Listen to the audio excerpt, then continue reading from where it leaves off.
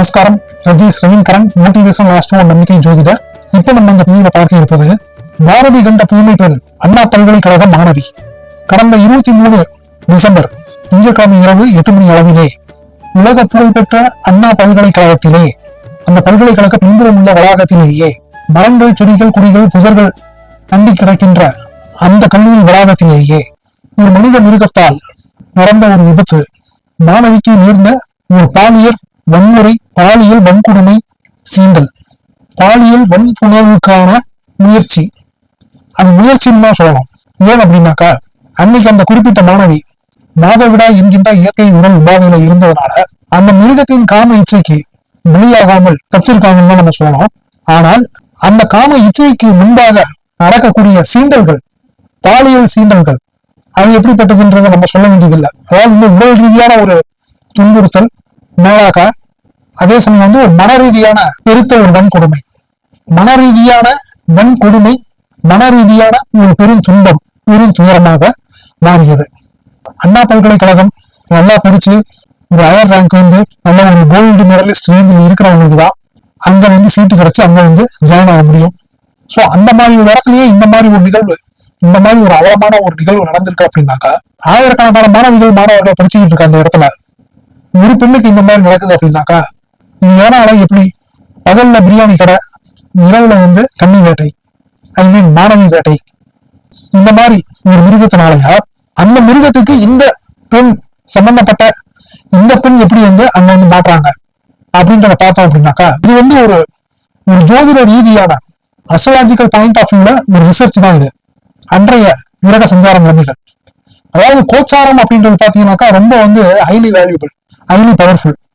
என்னதான் ஒரு மனுஷனுக்கு, ஒரு மனுஷிக்கு ஜனனகால ஜாதகத்துல பிறக்கும் போது இருக்கின்ற ஜாதகத்துல ஒரு நல்ல நேரங்கள் நடந்தாலும், ஒரு கெட்ட நேரங்கள் வரதுக்கு இருந்தாலும், அதை நடைமுறைப்படுத்த வேண்டிய பொறுப்பு, கட்டாயம், அந்த ரெஸ்பான்சிபிலிட்டி பாத்தீங்கன்னாக்கா அந்த கோச்சாரம் என்கின்ற அந்த கிரக சஞ்சார நிலைமைகளுக்கு தான் இருக்குது. அதுதான் டே டு டே லைஃப். நார்மலா சனி பயிற்சி, குரு பயிற்சி, ராகு பயிற்சி, கேது பயிற்சி, அந்த பயிற்சி பலன்கள்லாம் பாக்குறோம் இல்லையா? அதே மாதிரி கேலண்டர்ல இன்னைக்கு எப்படி இருக்கு நாள், மேஷம் இன்பம், ரிஷபம் மகிழ்ச்சி, மிதுனம் மனமாற்றம், இந்த மாதிரி அந்த டே டு டே பாக்குறோம் பாருங்க. இது பாத்தீங்கன்னாக்கா இதுக்கு பேர் தான் கோச்சாரம் அப்படின்னு பேரு. இந்த கோச்சாரம் பாத்தீங்கன்னாக்கா ஜனனகால ஜாதகத்தை ஆக்டிவேட் பண்ண வேண்டிய இடத்துல இது இருக்குது. அதே சமயம் ஜனனகால ஜாதகத்தினுடைய பவர் 60%, கோச்சாரத்தினுடைய பலன்கள் ஒரு 40% அப்படின்னு அந்த ரேஷியோ கோச்சாரத்துக்கு கொஞ்சம் கம்மியா இருந்தால் கூட இந்த 40% தான் அந்த 60% அடிச்சு நொறுக்கி, அடிச்சு தூள் கிளப்பி ஒரு டாப்பு கொண்டு போக வேண்டிய இடத்துல அந்த கோச்சாரம் தான் இருக்கு. நான் சொன்ன மாதிரி அந்த சுயஜாதகத்துல அவ்வளவு நேரங்கள் நடந்துகிட்டு இருந்தது அப்படின்னா, அது ஏதோ ஒரு ரூபத்துல, ஏதோ ஒரு விதத்துல அது ஒரு நன்மையாகவே அதை செயல்படுத்த வேண்டிய இடத்துக்கு இந்த கோச்சாரம் இருக்கு. ஒரு கெட்ட நேரம் நடந்துகிட்டு இருந்தது அப்படின்னாக்கா அந்த கெட்ட நேரத்தை ஆக்டிவேட் பண்ண வேண்டிய அந்த ஒரு இடத்துலயும் இந்த கோச்சாரம் தான் இருந்துகிட்டு இருக்குது. ஒரு BE செகண்ட் இயர் படிக்கிற ஒரு ஸ்டூடெண்ட், ஒரு மாணவி, நல்ல ஒரு பிரில்லியன்டான ஒரு ஸ்டூடெண்ட், ஒரு 7 மணி 7:30 மணி போல ஒரு ஃப்ரெண்டோட, ஒரு ஆண் நண்பரோட பேசிக்கிட்டு இருக்காங்க. காலேஜ் எல்லாம் முடிஞ்சிருச்சு. அவங்க பாடத்தை பத்தி பேசிட்டு இருக்காங்களா, இல்ல பாடம் இல்லாத தனிப்பட்ட முறையில அவங்களுடைய சொந்த விஷயங்களை பத்தி பேசிக்கிட்டு இருக்காங்களா அப்படின்றது இல்ல. ஆக மொத்தம் அந்த காம்பவுண்டுக்குள்ள, அந்த அண்ணா யூனிவர்சிட்டி கேம்பஸ் பிரமிசஸ்குள்ள பேசிக்கிட்டு இருக்காங்க. இதுதான் அங்க முக்கியமா கவனிக்கப்பட வேண்டிய விஷயம். பேசிக்கிட்டு இருக்கும்போது பின்னால இருக்கிற ஒரு ஏரியா பாத்தீங்கன்னாக்கா ஒரு புதர்கள் மண்டி, மரம் செடி கொடிகள் வளர்ந்து ஏறக்குறைய ஒரு காடு மாதிரி இருக்கக்கூடிய ஒரு இடம், ஒரு ஐசோலேட்டட் ஏரியான்னு கூட சொல்லலாம். அதாவது ஒரு தனிமைப்படுத்தப்பட்ட ஒரு பகுதி. அந்த மாதிரி ஒரு இடத்துல இவங்க ஒரு தனிமையா, யாருடைய தொந்தரவு இருக்கக்கூடாதுன்னு நினைச்சு அந்த இடத்துல போய் அப்படி பேசிட்டு இருக்காங்க. கொஞ்சம் நெருக்கமா உட்காந்து பேசிட்டு இருக்கிறாங்க. இவங்க நெருக்கமா உட்காந்து பேசிட்டு இருக்கிறத, கொஞ்சம் நெருக்கமா இருக்கிறத, இதே ஒரு மனித மிருகம். ஆனா இதை ஒரு இப்பதான் எல்லாருடைய செல்போன்லயுமே கேமரா இருக்க, நல்லதுக்கு பயன்படுத்துறாங்களோ இல்லையோ, இந்த மாதிரி கெட்டதுக்காக பயன்படுத்துறாங்க. சோ இதை ஒரு வீடியோவா எடுத்து டக்குன்னு அந்த புதருக்குள்ள வெளியே முன்னாடி நின்னவன இவங்க 2 பேருக்குமே ஷாக்கு. பாத்தீங்கன்னாக்கா ஒரு சரித்திர பதிவேடு குற்றவாளி, கடந்த ஒரு 10 வருடமாகவே தனிமையில இருக்கிற ஒரு ஆணையும் பெண்ணையும், அதுவும் பர்டிகுலரா பாத்தீங்கன்னாக்கா ஒரு மாணவன் மாணவி, இவங்களை நெருக்கமா இருக்கிறத, அவங்க பேசிக்கிட்டு இருந்தா கூட சரிதான், எப்படி இருந்தாலும் சரிதான் எடுத்து, ஏன்னா இந்த நேரத்துல இங்க என்னத்த பேசிக்கிட்டு இருக்கீங்க, அது இவ்வளவு க்ளோஸா என்ன பேசிட்டு இருக்கீங்க, இது ஒரு காலேஜ் டீனுக்கோ இல்ல ஒரு HODக்கோ காலேஜ்ல இல்ல அவங்க பேரண்ட்டுக்கோ போச்சுனாக்கா இது ஒரு இஷ்யூ ஆகும் இல்லையா? இதுதான் அவனுக்கு பிளஸ் பாயிண்ட். சோ இதனால அவங்க என்ன நிலைமையில இருந்தாலும் சரி, இதை போயிட்டு அவன் ஒரு வீடியோ எடுத்து ஒரு மிரட்டல் துணியில போயிட்டு என்ன பண்றீங்க ஏது பண்றீங்க அப்படின்னு ஆனா இல்லடா நான் சும்மா ஒரு ஜென்ரலா வந்தா பேசுறதுக்கு வந்தோம் பேசி தானே இருக்கோம் அப்படியா பேசதான் வந்தீங்களா இது பாருங்க அப்படின்னு அந்த போனை எடுத்து காமிச்சிருக்கோம். போன்ல பார்த்தாக்கா அவங்க கொஞ்சம் நெருக்கமா இருக்கிறாங்க. ஒரு பெரிய தப்பு தண்டா நடக்கிற மாதிரி ஒரு நெருக்கமா அது கிடையாது, கொஞ்சம் ஒரு அந்யோன்யமா. ஏன்னா யாரும் இல்லை, அந்த ஒரு தனிமை. இல்லைன்னா அவங்க வந்து ஒரு கொஞ்ச நாளாவது தெரிஞ்ச ஒரு ஃப்ரெண்ட்ஸா இருக்கலாம், நல்ல ஃப்ரெண்ட்ஸா இருக்கலாம். இவங்களுக்கு அதை காமிச்சோன்னா இவங்க கொஞ்சம் பேனிக் ஆயிட்டாங்க. இன்னொன்னு இவங்க சொல்ற வார்த்தைகள் சொல்ற விஷயங்கள்லாம் என்னன்னாக்கா, இவங்க அண்ணா யூனிவர்சிட்டி டீனுக்கு அனுப்பட்டுமா, அண்ணா யூனிவர்சிட்டி ஹெச்ஓடிக்கு அனுப்பட்டுமா, இவங்க ப்ரொஃபஸருக்கு அனுப்பட்டுமா, இதை வந்து சோசியல் மீடியால வந்து ஷேர் பண்ணி வைரல் ஆக்கட்டுமா, இல்ல இதோட பேரண்ட்டுக்கு அனுப்பிட்டோமா அப்படின்னு அவங்க என்ன பண்ணுவாங்க.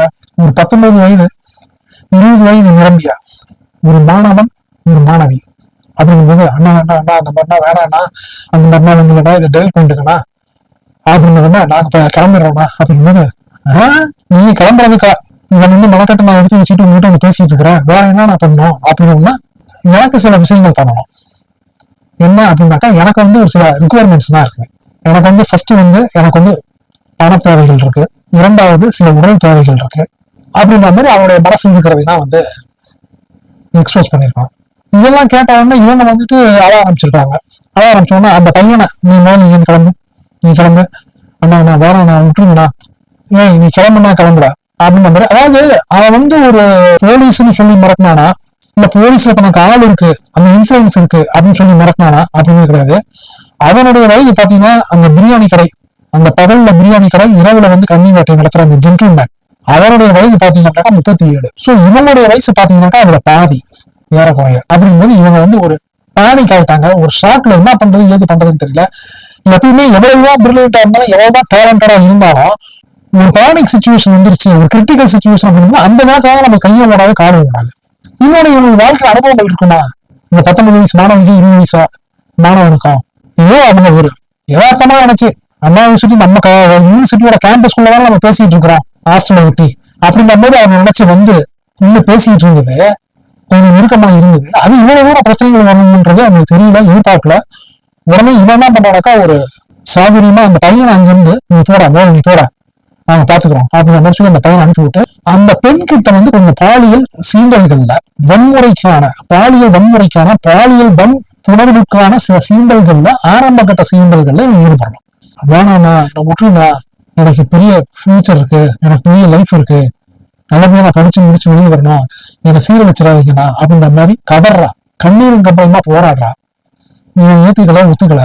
ஒரு பெண் வந்து தான் வந்து பீரியட்ஸா இருக்கேன், வந்து மாதவிடாயா இருக்கின்றத வந்து அவளை சீக்கிரம் வெளியே சொல்ல மாட்டான்.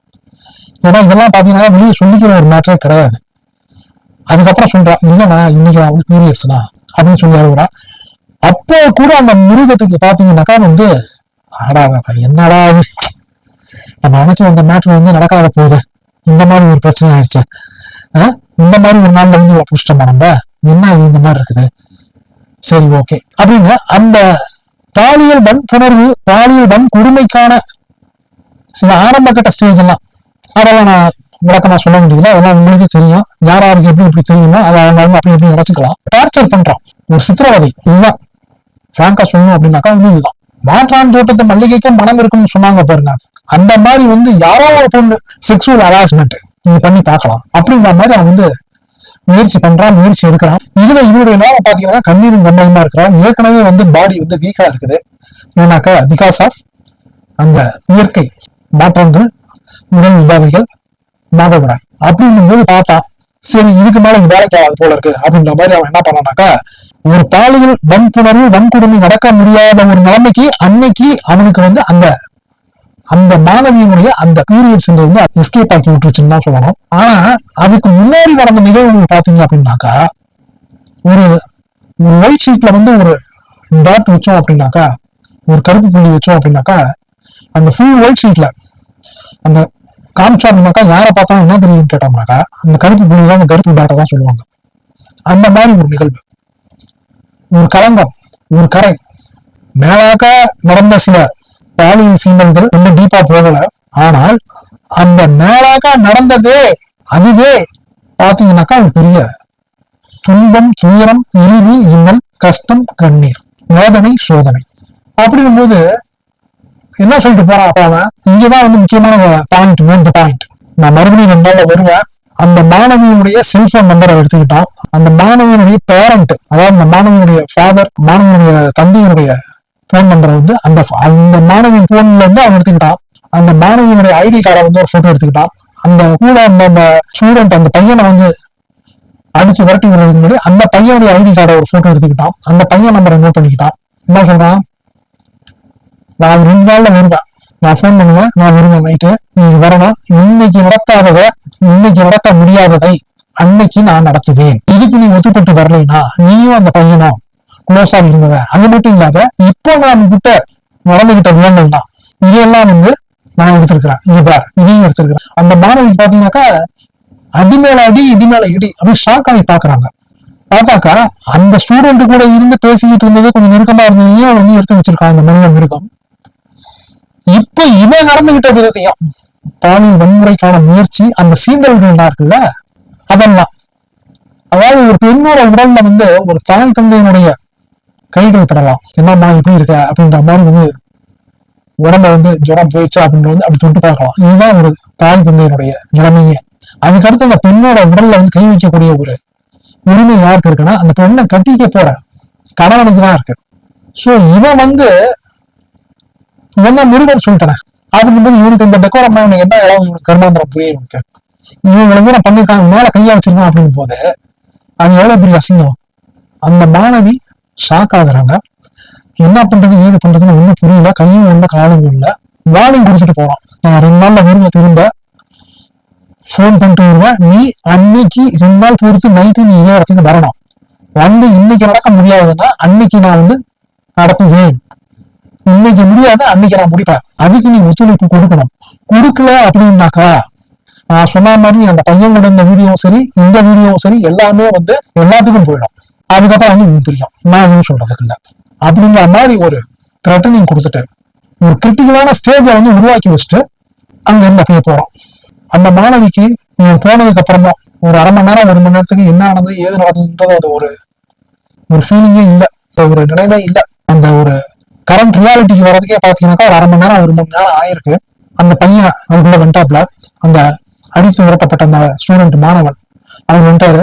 ஹாஸ்பிட்டல் போயிருக்காங்க, அதுக்கு ஃபர்ஸ்ட் எய்ட் பண்ணிட்டு அவங்க வந்து மறுநாள் காலையில அப்படியே அன்னைக்கு இரவுனா அவங்களுக்கு தூக்கமே இல்லை, அப்படி யோசிக்கிறாங்க என்ன பண்ணலாம் ஏது பண்ணலாம் அப்படின்னு போது ஒரு அண்ணா யூனிவர்சிட்டியில இந்த மாதிரி வந்து இவ்வளவு தூரம் வந்து யாராரு 20 ஸ்டேட்ல இருந்துதான் வந்து படிக்கிறாங்க, தமிழ்நாட்டுல இருந்து மட்டும் கிடையாது, அதர் ஸ்டேட்ல இருந்து வந்து படிக்கிறாங்க, ஃபாரின்ல இருந்துதான் வந்து படிக்கிறாங்க, அந்த சீட்டு கிடைச்சா போகுதுன்னு நினைக்கிறாங்க. அந்த மாதிரி ஒரு இடத்துலயே இந்த மாதிரி ஒரு கேவலமான ஒரு பிறவி, ஒரு மனித பிறவி, மனித பிறவியே கிடையாது, ஒரு மனித மிருகம் கூட சொல்ல முடியாது, ஒரு ஸ்ட்ரெயிட் மிருகமே மனித போர்வையில நடமாடிட்டு இருந்திருக்கிறான். இந்த மாதிரி ஒருத்தன் வந்து இந்த மாதிரி பண்ணி டார்ச்சர் பண்ணிட்டு போறானே, இன்னைக்கு தெரிஞ்சோ தெரியாமலையோ நம்ம பெத்தவங்க பண்ண புண்ணியமோ என்னவோ தெரியல, இன்னைக்கு வந்து நமக்கு வந்து அந்த ஒரு மென்சஸா இருந்ததுனால அது மாதவிடாக இருந்ததுனால அதை வச்சு நம்ம வந்து இன்னைக்கு எஸ்கேப் ஆயிட்டோம். இருந்தாலும் மனரீதியான ஒரு வன்புணர்வு அங்க நடந்துருச்சு. இதை வந்து நம்ம விடக்கூடாது. உடல் ரீதியாக நம்ம வந்து எஸ்கேப் ஆகிட்டோம், பட் மன ரீதியா எவ்வளவு பெரிய ஒரு அசிங்கம். இந்த அசிங்கத்துக்கு நம்ம வந்து ஊரை விட்டு ஊர் வந்து இந்த ஒரு யூனிவர்சிட்டியில வந்து எவ்வளவு லோல் பட்டு ரொம்ப பட்டு சீட்டை பிடிச்சி சீட்டு கிடைச்சி படிச்சுக்கிட்டு இருக்கிறோம். நம்ம எவ்வளவு டார்கெட்லாம் இருக்குது, இந்த மாதிரி பண்ணிட்டு போயிட்டாங்க. இதே மாதிரி இதுக்கு முன்னாடி எத்தனை பேருக்கு பண்ணிருக்கிறான் அப்படிங்கும்போதுதான் அந்த மாணவிக்கு ஒரு செய்தி தெரிய வருது. அந்த மாணவியோட ஃப்ரெண்டு, இது திங்கக்கிழமை இந்த மாணவிக்கு 23 டிசம்பர் நடக்குது அப்படின்னாக்கா சனிக்கிழமைய 21 டிசம்பரும் அந்த மாணவியின் தோழி ஃப்ரெண்டுனா கேர்ள் ஃப்ரெண்டு, அந்த பொண்ணுங்க இந்த மாதிரி ஒரு பாலியல் வன்முறை சீண்டு வன்கொடுமை நடந்திருக்கு. சோ அங்க படிக்கிற சில பேர்த்துக்கு அங்க படிக்கிறவங்க அவங்க என்ன நினைக்கிறாங்க அப்படின்னாக்கா, ஊரை விட்டு ஊர் வந்திருக்கிறோம், படிச்சுக்கிட்டு இருக்கிறோம், எடுத்துக்கிட்டு இருக்கிறோம், அது மாணவியோ இல்ல மாணவியோ ஒரு மாணவனாகும். காலேஜ் முடிஞ்சதுக்கு அப்புறம் பாத்தீங்கன்னா அந்த மாலை மங்குகின்ற வேலையில அந்த லேட் ஈவினிங்ல இதால போயிட்டு ஒரு ஐசோலேட்டட் ஏரியாவோ ஃப்ரீயா வந்து மனசு விட்டு பேசுவாங்க. இன்னும் இன்ஃபேக்ட் சொல்ல போனாக்கா ஒரு பாடம் சம்பந்தமான ஒரு கிளாரிபிகேஷன்ஸ் கூட இருக்கலாம். அதை வந்து ஒரு ஃப்ரீயா போயிட்டு அதை பத்தி டிஸ்கஸ் பண்ணிட்டு இருக்கும்போது இப்படி இருக்கும்போது சில நட்புகள் உருவாகும் இல்லையா, அந்த மாதிரி ஒரு மாணவனுக்கும் ஒரு மாணவிக்கும் நட்பு உருவாகுது.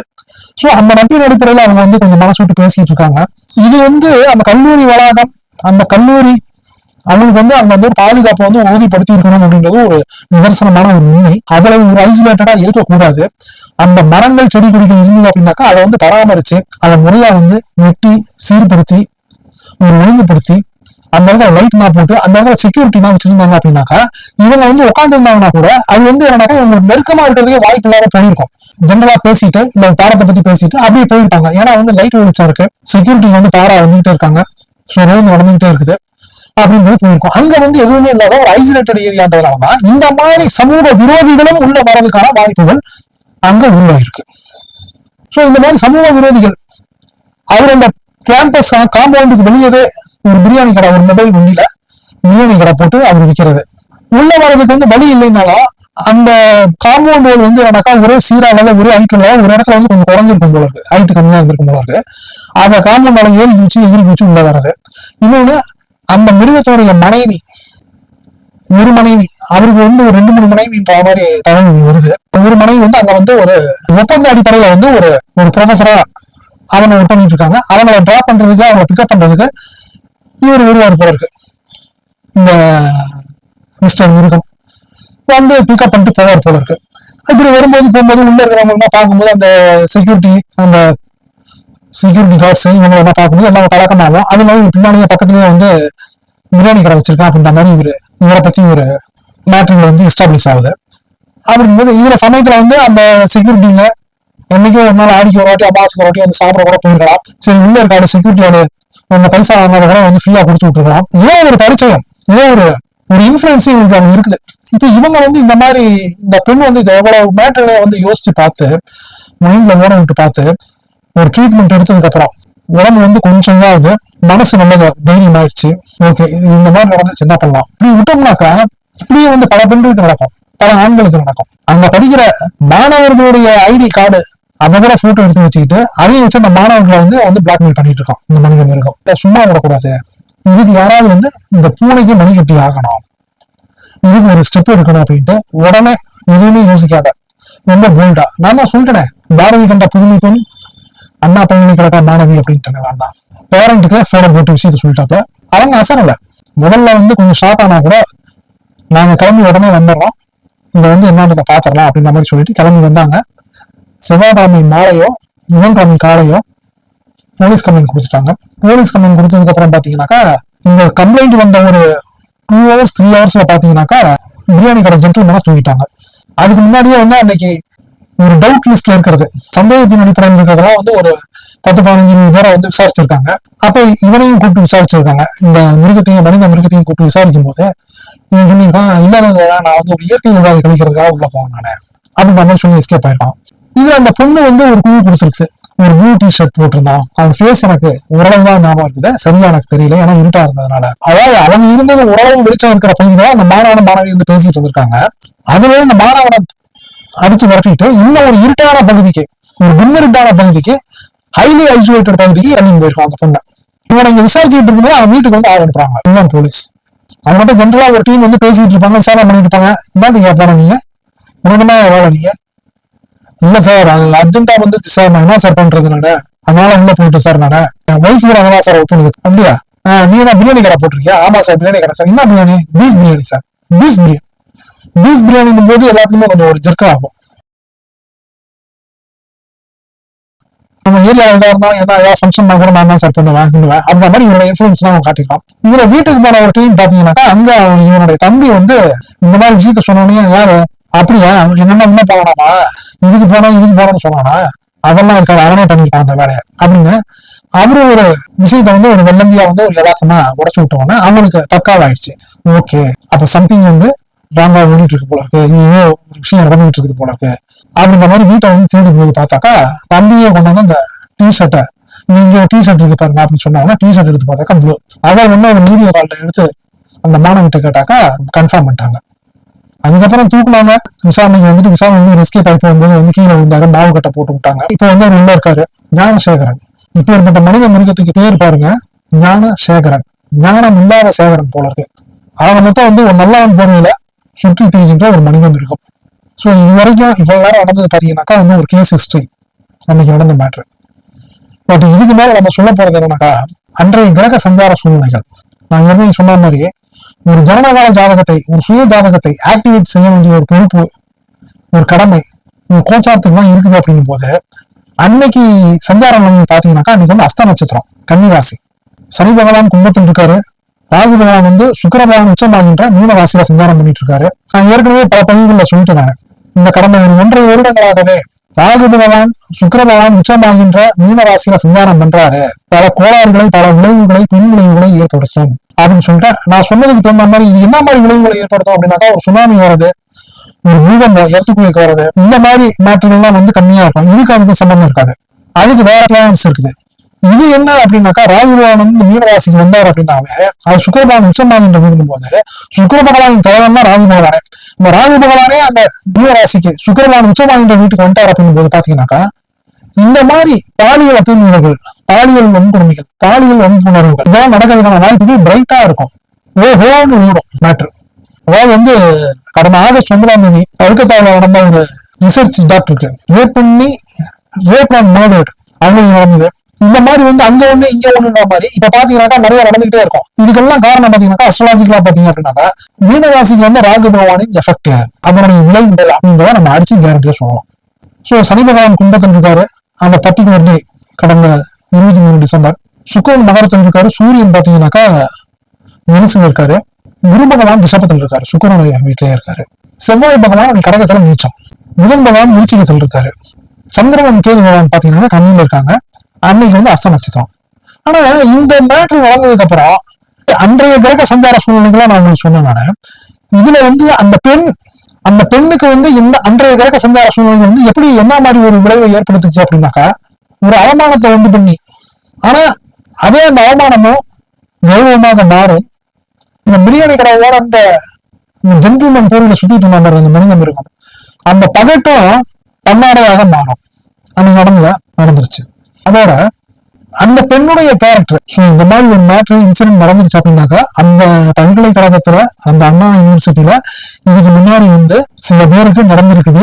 இது ஒரு தொடர்கதையா வந்து நடந்துகிட்டே இருக்குது. இவன் வந்து இந்த மனித மிருகம் ருசி கண்ட போன விவாதின்ற மாதிரி பாத்தீங்கன்னாக்கா, இவன் வந்து தொக்கு அந்த இடத்துல வந்து யாரு மாற்றாங்களோ அவங்கள வந்து இந்த மாதிரி வீடியோ எடுத்து மிரட்டி இவனுக்கு தேவையானதை சாதிச்சுக்கிறான். ஸோ இந்த மாதிரிலாம் போயிட்டு இருக்குது அப்படின்றது அந்த பெண்ணுக்கு ரியலைஸ் பண்ணிட்டாங்க, உணர்ந்துட்டாங்க.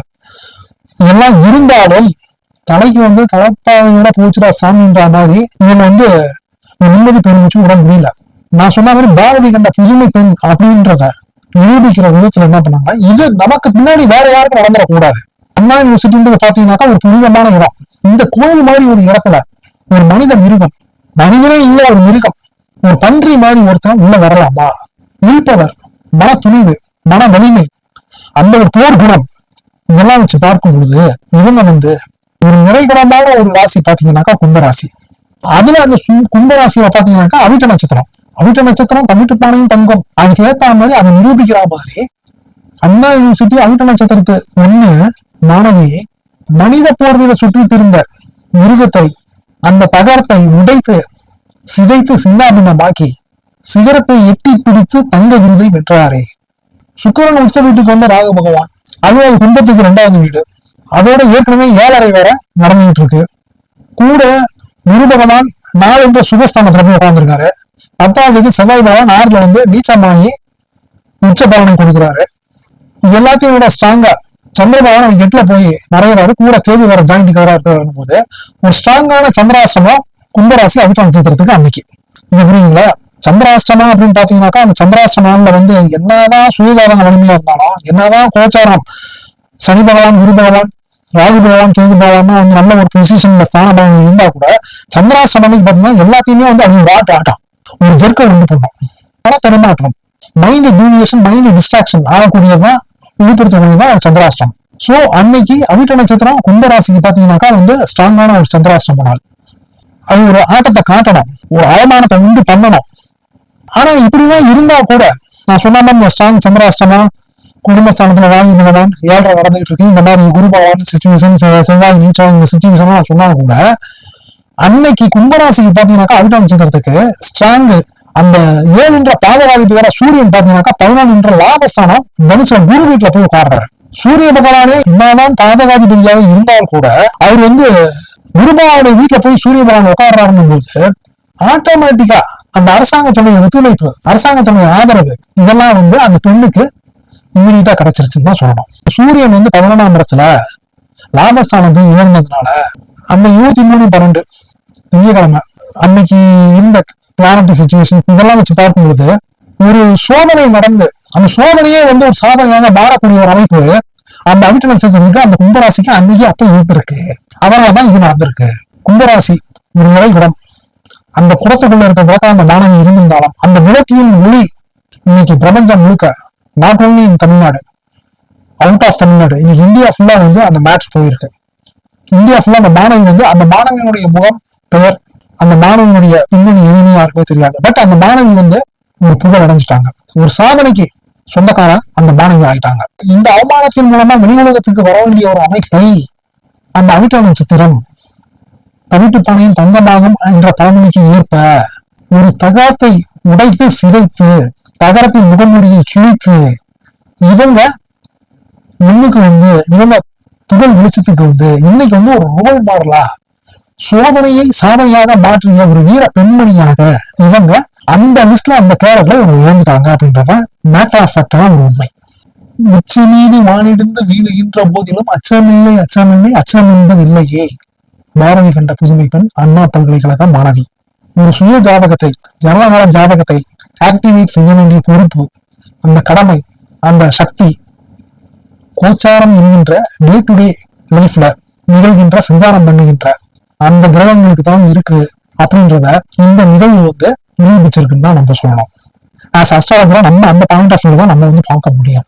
சோ ஒரு சோதனை அதனை சாதனையாக்கிய வீர பெண்மணி, தங்க பெண்மணி, அவிட்டம் நட்சத்திரத்து கும்பராசி பெண்மணி, மாணவி.